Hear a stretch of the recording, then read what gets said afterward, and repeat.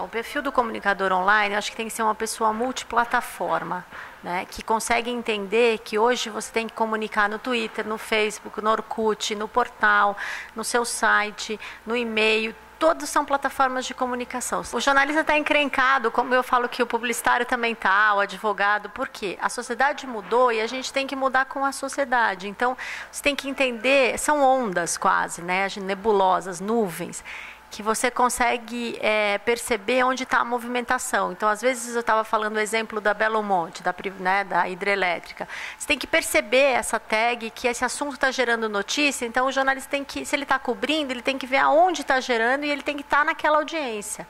É o jornalista que segue a audiência, as redes, o público, né? Ele não pode só informar e achar que o público vai ler passivamente, né? Assim, quando ele sai para a rua ou ele vai para um evento, ele tem que entender que ele volta para um meio multimídia. A gente está falando de um meio multimídia. Então, ele tem que pensar no vídeo, no áudio, na possibilidade de uma infografia multimídia, na possibilidade de como ele vai chamar isso no Twitter, como ele vai replicar no Facebook. Ele tem que entender que é um meio dinâmico de compartilhamento e troca. Então, não dá para ele pensar só, né, unidirecionalmente para uma saída. Ele vai cobrir uma coletiva, volta e publica. Ele tem que pensar todos esses tentáculos, né, esses braços dessa notícia. Eu estava conversando exatamente sobre isso, que a gente não pode ter medo do novo, né? Tenta mapear o novo, olhar o novo, né? Se você vai ter um canal no YouTube ou não vai, ou se você vai privilegiar o Twitter, aí é uma decisão da corporação.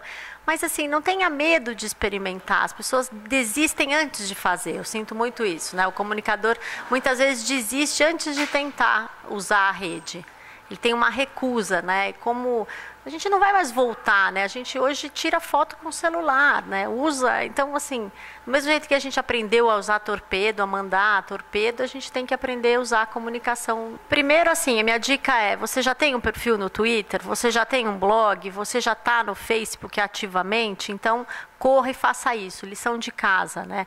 Use essas ferramentas como portfólio, mostre o que você tem para contar, escreva textos bacanas, compartilhe, aproveite a rede para fazer sua marca, seu nome, e com isso você vai ficar bom nessas redes e vai saber pensar produtos, né, e reportagens multimídia melhor.